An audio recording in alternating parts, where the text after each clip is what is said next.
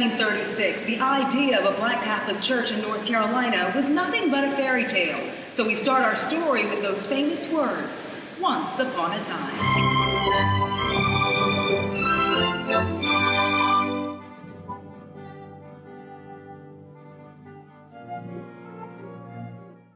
The seed that would grow into Holy Cross Catholic Church lay dormant until November of 1936, when His Eminence Cardinal Pacelli, Papal Secretary of State, visited America. His observation of the segregation of Negroes by the Catholic Church was indelibly imprinted on his memory. A short time later, Cardinal Pacelli became Pope Pius XII. His Holiness addressed the United States Catholic Church in an encyclical letter that contained the following excerpt. Papa Pio XII.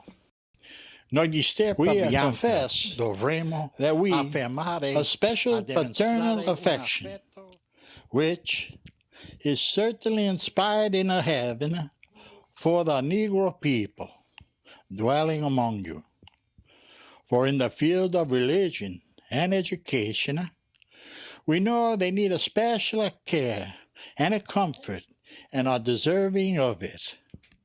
We, therefore, invoke abundance of a heavenly blessing, and we pray fruitful success for those whose generous zeal is devoted to their welfare. In response to this appeal, Bishop Eugene McGinnis of the Raleigh Diocese exerted great efforts to bring many religious orders to North Carolina, which set the stage for the expansion of the Catholic population in the state. Bishop Vincent S. Waters became the new bishop and continued the work of Bishop McGinnis with an enthusiastic, constructive missionary spirit. That seed fell upon fertile ground and germinated. On December 5, 1939, Reverend John A. Resiker arrived in Durham to begin his fruitful mission. The first Mass of the Mission Church was held on December 25, 1939, in the 8x8 anteroom of Dr. Norman Cordes' dental office. Dr. Cordes, his wife Eugenia, and their son, Norman Cordes Jr., along with Clarence Ruffin and Henrietta Montague, attended this historic Mass. Within a few months, the number of worshipers rose to 8, so a larger space was needed. Mrs. Jacqueline DeShazor offered a classroom in her beauty school where worship services could be held.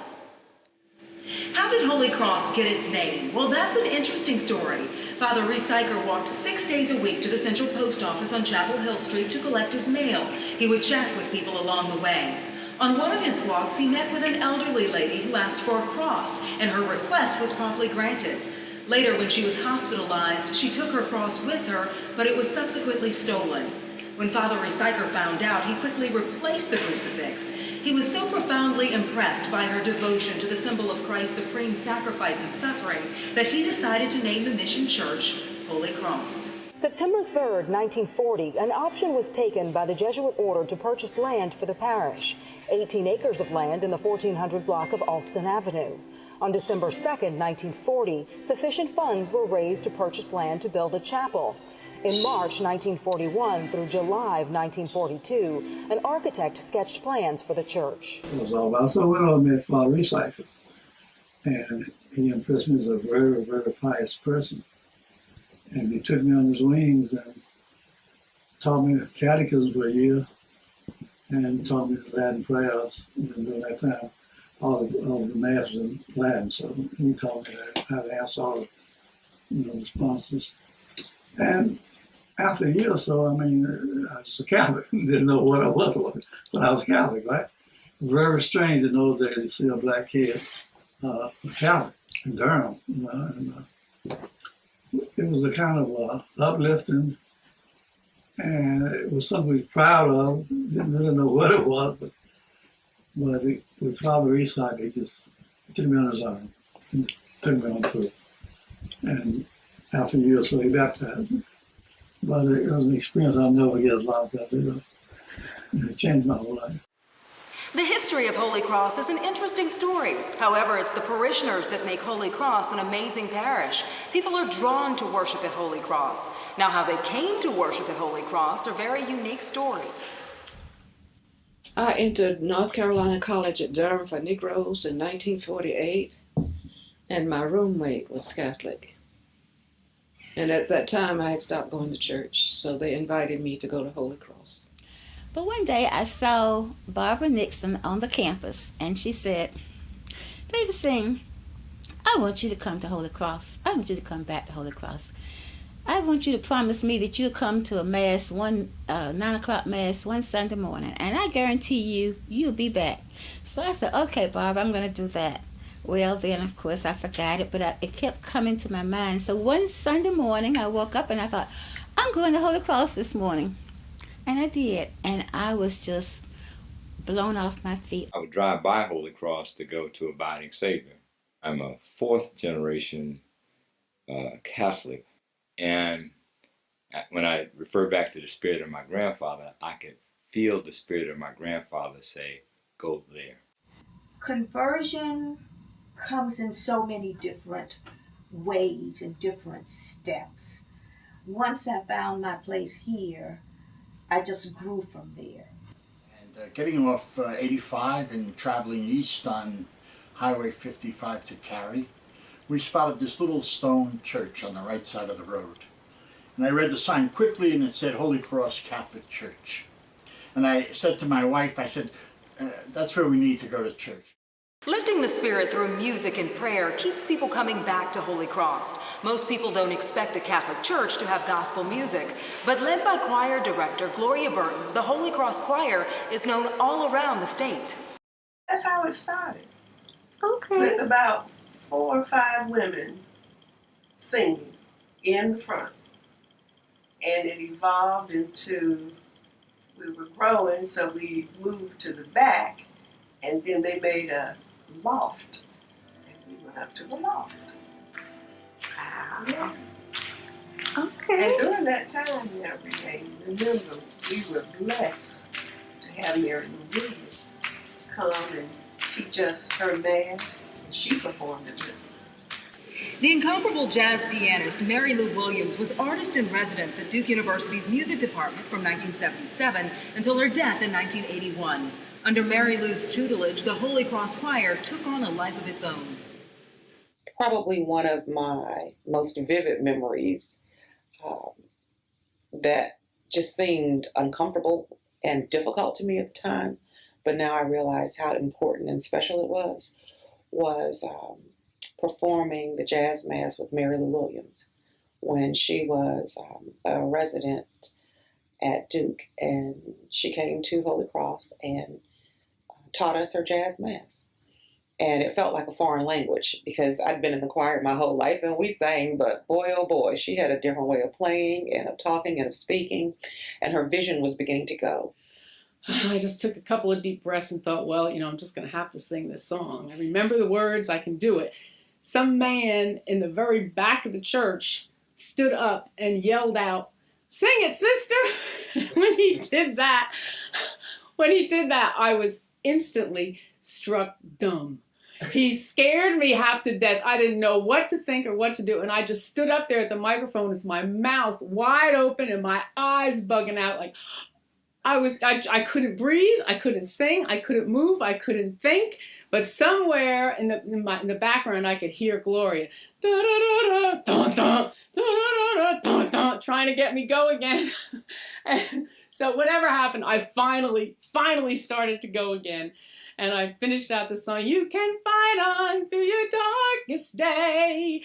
And much to my surprise, other people in the church stood up and started clapping and calling out encouragement to me. "Even though you're heavy laden and you can't see your way."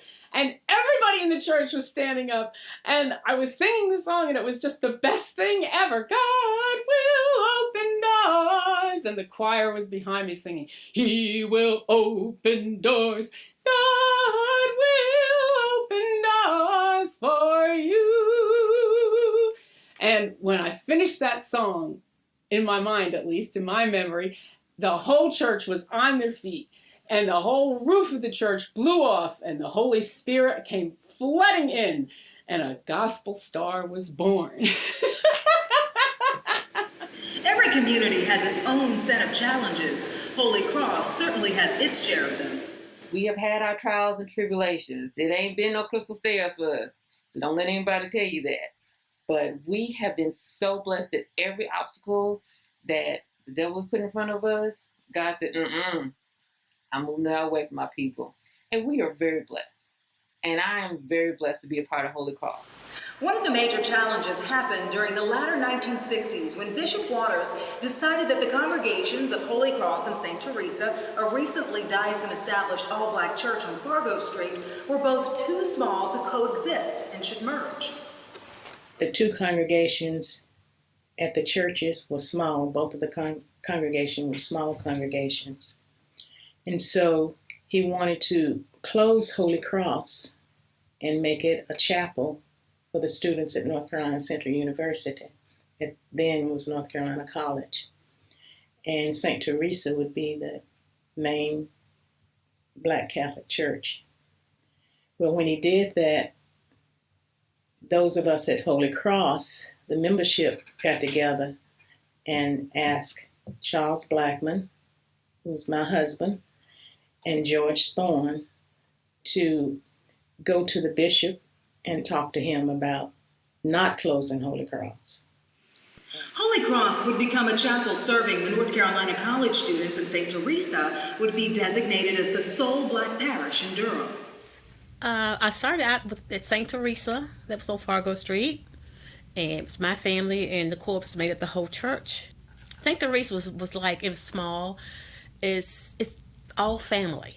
We were so close, we knew everybody. So we had a good time there. And my brother was altar boys. And it was the church there was real small. There was no pews. It was just regular folding chairs. No pews at all. So we just enjoyed going to church every Sunday then. We loved to go to church. You remember that St. Teresa, the church? Yes. That church was closing when I first came here. And we got all the people that was at that church came back to Holy Cross. So that area over there is still known as St. Teresa. The people in that area still call that the St. Teresa area. We thought that once they closed Holy Cross, they would close St. Teresa, because that was really what he wanted to do, the bishop wanted to do, to send all of us to Immaculate Conception. Holy Cross Parish grew after the closing of St. Teresa's Parish. With a larger congregation, more space was needed. In order to get more space, the church had to raise money. When I first arrived, we had a little small church, and we didn't have a lot of money, so we had to do a lot of grunt work ourselves to raise money. I worked with the Men's Society in particular because they would donate to the scholarship fund each year. And I thought it was a very important cause, but the church was very small and very had very low financial standing. The parishioners always thought outside the box to raise money for the church. Bazaars, rummage sales were held, but yielded minimal money. So more creative fundraising efforts were started, like carnivals and rib joints. So we ended up getting the fairgrounds, the old fairgrounds here in Durham. I forget where it is. I can't think of it. Carthage or something like that was the name of it. Yeah. And so in 3 or 4 days, we moved all the stuff we had at Holy Cross to out there, got everything set up. Guys come down with the rides and everything, about 3 18-wheelers, and got all that set up. And we were ready to roll, had everything in place. And like I said, it was going to be a 7-day happening. We started out well, then it decided to rain for 5 days. Every time the rain would stop, we'd get a few people in and keep it going. But it would have been a phenomenal fundraiser. But as a result, we made like $50 after we got there. But it was not a bust. We turned a profit. For the rib joints, those ribs would be delivered on Tuesday. And by the way, it took 400 man hours for us to do one of our weekends. And it's hard to find that kind of talent for free these days, but we had it then. Well, why don't you have the rib joint like you used to? Well, we're getting older. People don't realize you have to come in on Wednesday night. You have to rub the ribs down. You have to wrap them, put them back in the truck. Then somebody has to come out at 5:30 Saturday morning, start Friday or Saturday morning to cook the ribs. And as we age, we're slowly but surely, I think, trying to integrate some of the younger generation to fill in those gaps and help us along. The rib joint, sponsored by the Holy Cross Men's Society, grew in popularity in Durham and throughout the Triangle area. With hundreds of people lining up at the church for ribs, most would think that people would be more accepting of Black Catholics. But for many Southerners, it was strange to see Black Catholics. Unheard of, just a fairy tale. I asked my husband where the nearest church was so that I could, and he said, well, there are two Catholic churches. He said, there's the big church, Immaculate Conception, and then there's a little church on Austin Avenue called Holy Cross. And I said, well, which one would I belong to? He said, I don't know. So I called the big church because the little church was not listed in the phone book. And I spoke to a Monsignor Max Sweeney on the phone.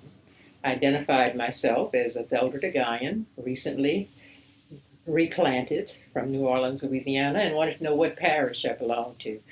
And he asked me, well, what type of name is that, a Thelder Guyan? And I said, is African American, or I may have said Black at that time. We were calling ourselves Black.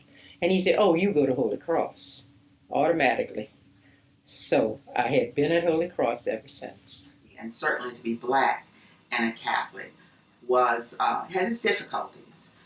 Some instances, and it came from other African Americans, we were accused of worshiping idols.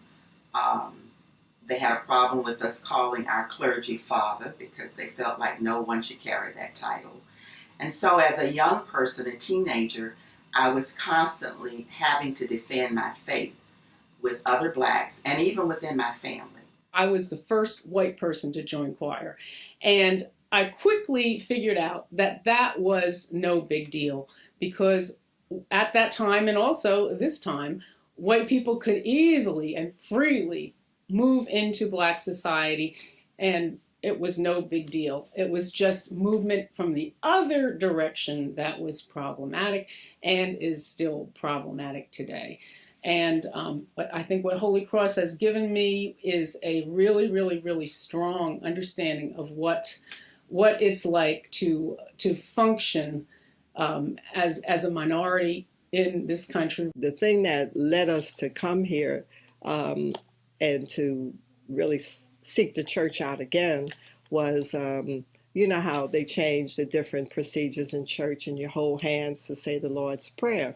Well, I held this man's hand. Well, I went to hold his hand. It was a white guy, and he didn't want to hold my hand. And then, you know, so after the Mass, I went up and approached the minister. I'm not going to mention his name. And I said, you know, maybe you need to talk to the church about the different things that we do now, you know, because this man didn't want to hold my hand. And his response was, well, sometimes people don't want to hold my hand. My hand, you know, is sometimes sweaty. And that's not kind of what I wanted him to say. It was, to me, the wrong response. And then we sat in one pew like we do here. We had our own little pew we had. And my mother and I would sit there. And for at least 10 years, the people behind us never said hello. Although it was started as a church solely for African Americans, Holy Cross has always accepted anyone who wants to worship. I've seen how we've changed and we've gotten new people from different cultures, which is great. And that they come in, and most of the people that come here come in and understand who we are and they want to be a part of. So it's actually a representation of how our country is. That people are coming in and they're understanding. And it's not that they're simulating, they're just being absorbed and showing their culture in it. With a growing African, Caribbean, Hispanic, European, and Filipino community, the face of Holy Cross is evolving, but the heart of the church remains the same. And it was so welcoming here. I felt very welcome. Unlike the churches I grew up in, it was not a drag race to get out of the parking lot at the end of Mass. People hung out, people talked. I felt church here. Church music. It seems during worship, you are sad. The music is sad. I mean, I differentiate it with the gospel music where emote, you have to clap, you have to really feel the music, praising the Lord. I was seeing more of other races in the church, people from different countries. So that was really what I would say that the more of the changes that I noticed. The first Caribbean liturgy was introduced in 2011, and the reason why we did it that year was to commemorate the passing of the 25th anniversary of the passing of Dr. Norman Cordes, at whose dental office was said the first Holy Cross Mass in December of 1939. He died in 1987, and it was only fitting that we celebrate his 25th anniversary with our first Caribbean liturgy. And we only had a few members then, and now we have 15 members. So from then on, we have had 5 years of Caribbean liturgies. This year is the 5th year. 2015 is the 5th year, and we're excited about that. What keeps me coming, you asked that, is that I've always felt that there was a kind of a welcoming spirit at Holy Cross. People were friendly. We immediately felt comfortable here. From the start, I knew it would have been home for me because I left behind a wonderful church, African American church in California, where I was very much involved, so, and this is even better. Holy Cross is home to many adopted children of many races, along with several multiracial couples. As a mixed race couple, we fit in entirely, and it's not like it's something strange or, I really feel like Holy Cross welcomes everybody. It was like it was a perfect fit for us. I don't think we even shared with anybody at the church that we were doing that. But I will say this, that after we did it, it was just, for me personally, amazing how many people came up to us to share their stories with us.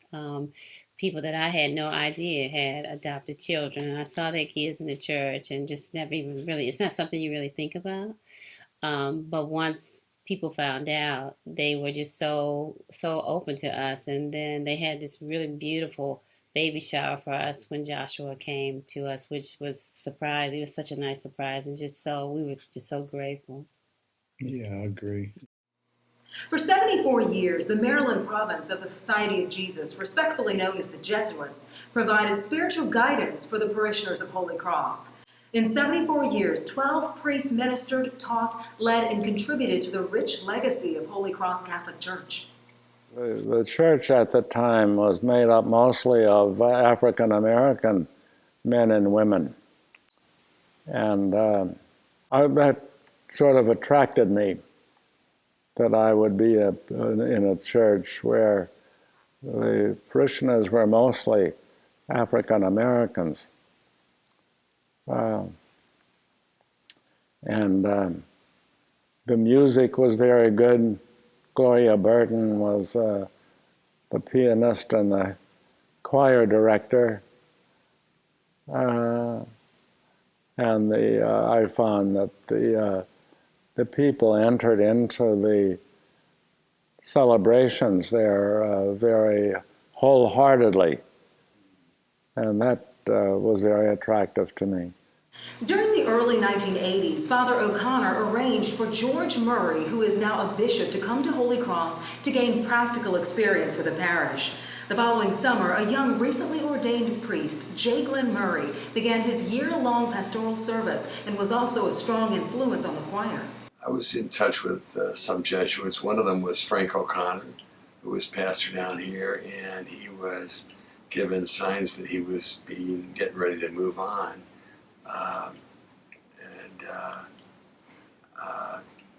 Coming out of the Jesu parish as associate pastor, they were ready to put me as pastor somewhere. And Frank O'Connor said this was the best job he'd ever had, so that's how the assignment got made. Talk about learning. We had a dirt and stone parking lot, and they wanted a paved parking lot, and I thought, oh no, we got to keep Holy Cross kind of rustic and rural, and just like the way it always was. And I vetoed the parish council that vote on a parking lot, But boy, did they talk to me the following week, and after 1 week went by, I announced that I had changed my veto to a let's go with it. Hello, I'm Father Bob Hussey, Provincial of the Maryland Province of the Jesuits. I want to wish congratulations and blessings to the community of Holy Cross as you all celebrate your 75th anniversary as a parish. It's been a great privilege and blessing for us as Jesuits to serve for so many years with the Holy Cross community, and also for me personally, because I got to be acting pastor there in 2008 as the parish was moving into its new church community. I have such great love and affection for all the people there, and am grateful for the welcome and the chance to be part of church with you all. Our role as Jesuits have changed, and the role of the community in the parish has changed. So we're no longer in the parish, but the parish continues as a wonderful and vibrant place, and we are so happy about that possibility.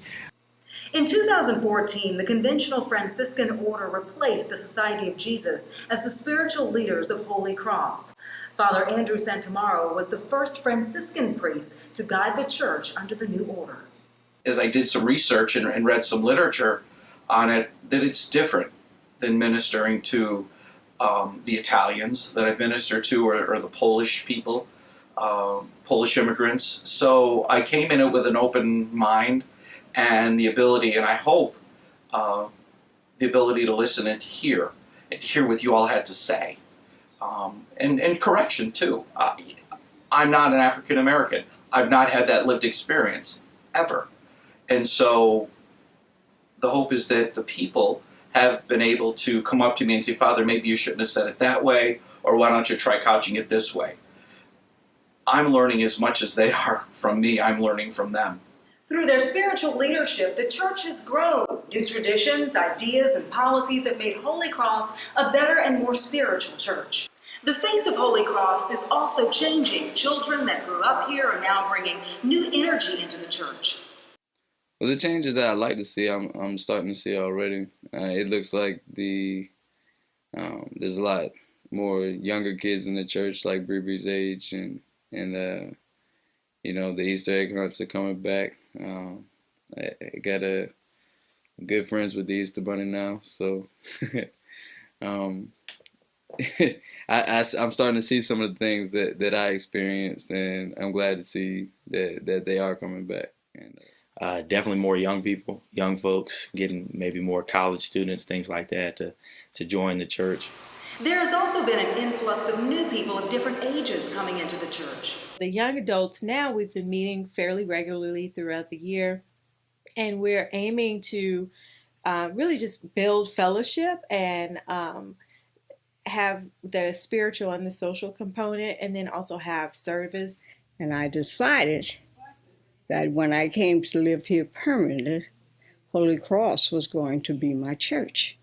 I joined the Altar Society, and I have made many more new friends, and I'm very interested in what goes on in the church. Holy Cross prides itself in the community service and ministries that reach out to the community. For many years, Holy Cross has filled many Thanksgiving baskets and donated gift cards to families all around the Triangle. They become a well-rounded individual at this time. So it's not just my faith is over here, my social life is over here. We're now bringing it all together, which my whole philosophy is being DRE, is that we are here to educate and minister to the total child. So yes, Holy Cross has a great value to the Durham community, and particularly to all races of people, but especially Black people, Black Catholics. The support of Holy Cross is given not only to the community, but also to the members of the parish. For example, Cortland Graham Sr. lost his only son in 1981 and his wife in 2008. Oh, the church has been a tremendous support.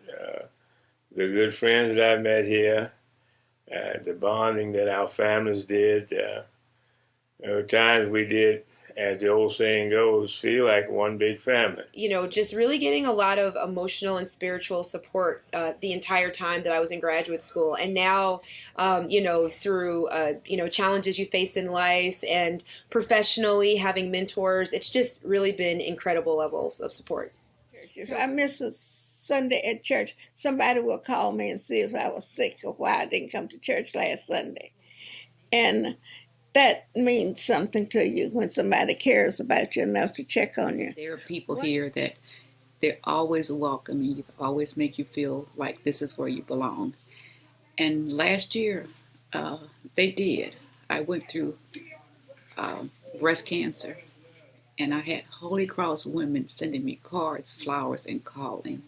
And I knew I was not alone in this. And when I came back, it was like, okay, it's time to come back and feel the arms around me. But that's what Holy Cross means to me.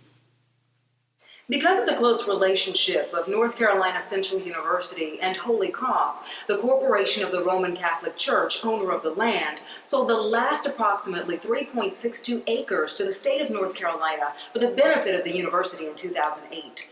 The university agreed not to tear down the church. Instead, the university moved the church from the 1400 block of Austin Avenue to Fayetteville Street as part of the Centennial Campus. Church was very small.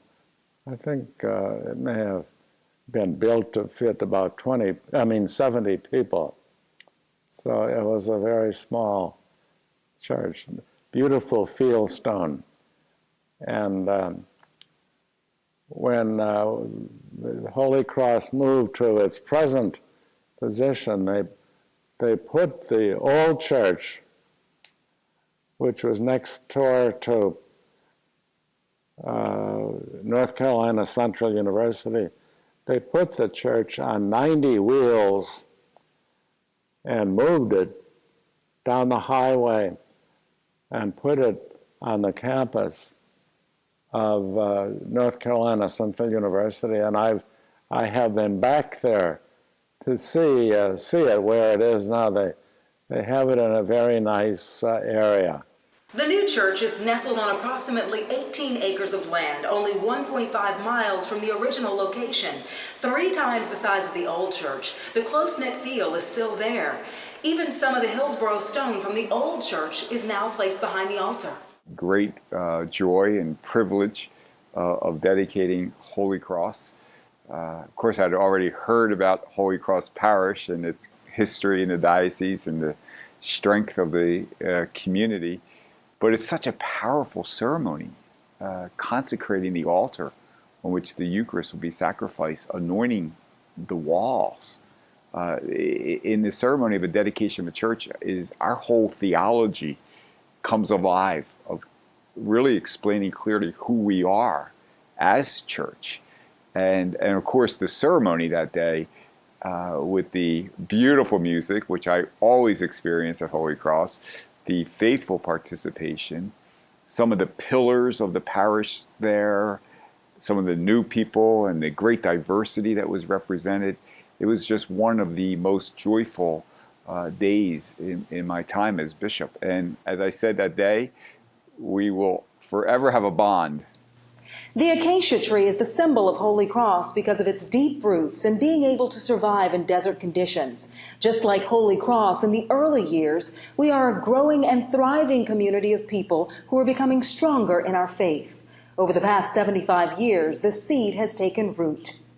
So we have lots of stories, lots of backstories, lots of front stories, and lots of very dear friends and family, really. So that's, and I think it's very special. I don't think people get to experience that in a way that we do.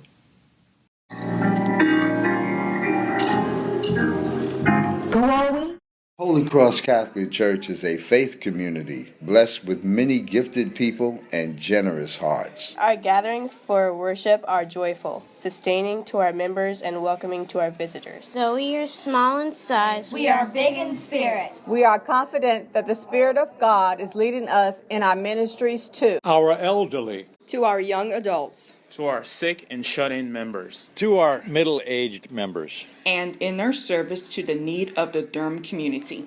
Our commitment to our children and their education provides a firm foundation for their faith, growth, and achievement. Established as a Black Catholic parish, the members of Holy Cross continue to nourish and share the Black Catholic religious tradition with the wider church and with the wider Black community. At the same time, Holy Cross remains open to all visitors of any race and to all who may seek membership here to share their gifts with us. The Holy Spirit continues to bestow a blessing of peace and unity on our congregation. I am Tony K. Hall, and I am Holy Cross. Hey, yeah, Holy Cross. Holy Cross. I am Abram Spencer. I am Barbara Townsend. I'm Bernice Berger. I'm Bill Jones. I am Clarissa Parker. I am Vincent Barboya. I am C.K. Blackman. We are young adults. We are the Irvine family. We are the Wayne family. I am Daniel O'Day, and I am Eric Crump. I'm Emily Hawkins Sloop. I am Iskender. I'm Jackie Morgan. I am Jonathan Pollitt. Keith Ramsey. I am Linda Lewis. I am Mia Jones. We are the Labuda family. I am Alicia Graham. We are the Nyesta family. I am Rita Anna Goy. I am Ryan Email. We are the Pattersons. I am Carla Wright Dukes. I am Sister Janet. I am Truman Crump. We are the St. Hilaire family. I am Yvonne Fisher. Je suis François Gigi. We are the Wabi Wins. I'm Lorette Wright. I'm Lisa Thomas Lamb. I am Cheryl Fisher Godwin. I am Christine Barboriak. We are the Crucian Corbett's. We are the Altar Society. Oh, it's you. I'm Chip Sharon, and I am Holy Cross. We are Holy Cross. And I am Holy Cross. And I am Holy Cross. And we are Holy Cross. And I am Holy Cross. And I am Holy Cross. I'm Holy Cross. We are Holy Cross. And we are Holy Cross. And I am Holy Cross. And we are Holy Cross. And we are Holy Cross. We are Holy Cross. And we are Holy Cross. And we are Holy Cross. It's from Springfield, Ohio, but I am Holy Cross. We are Holy Cross. And I'm Holy Cross. And we are Holy Cross. And we are Holy Cross. Holy Cross. And we are Holy Cross. And we are Holy Cross. And we are Holy Cross. And we are Holy Cross. And we are Holy Cross. Holy Cross. And we are Holy Cross. And we are Holy Cross. And we are Holy Cross. And I am Holy Cross. We are Holy Cross. And I am Holy Cross. And I am Holy Cross. I am Holy Cross. We are Holy Cross. And we are Holy Cross. I am Holy Cross. And we are Holy Cross. And I am Holy Cross. And we are Holy Cross. And we are Holy Cross. We worship our Holy Cross. We are Holy Cross. We are Holy Cross. We are Holy Cross. That I am Holy Cross. And I am Holy Cross. And we are Holy Cross. And we are Holy Cross. I am Holy Cross. And we are Holy Cross. And we are Holy Cross. And we are Holy Cross. And we are Holy Cross family. And I am Holy Cross. And I am Holy Cross. And we are Holy Cross. And we are Holy Cross. And I am Holy Cross. And we are Holy Cross. And I am Holy Cross. And I am Holy Cross. And we are Holy Cross. We are Holy Cross. And I am Holy Cross. And I'm Holy Cross. And we are Holy Cross. And I am Holy Cross. And I am Holy Cross. And I am Holy Cross. And we are Holy Cross. And we are Holy Cross. I am Holy Cross. And we are Holy Cross. And we are Holy Cross. And we are Holy Cross. And we are Holy Cross. And we are Holy Cross. We are Holy Cross. Holy Cross. And I am Holy Cross. And we are Holy Cross. And I am Holy Cross. And we are Holy Cross. I'm a visitor to Holy Cross. We are Holy Cross. And we are Holy Cross. We are Holy Cross. And we are Holy Cross. We are Holy Cross. Carol. Ty. Renee. And we are Holy Cross.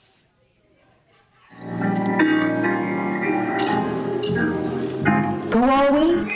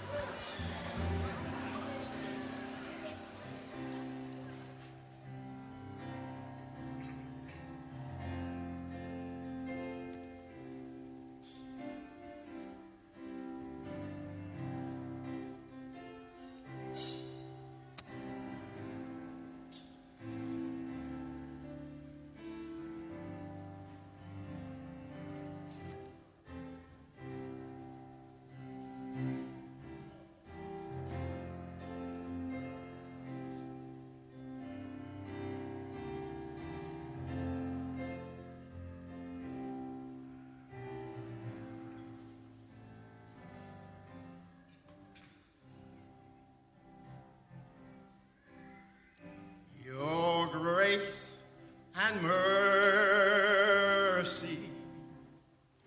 brought me through. I'm living this moment because of you. And I want to thank you and praise you too. Your grace and mercy brought me through. Oh, Jesus. Your grace and mercy brought me through. I'm living this moment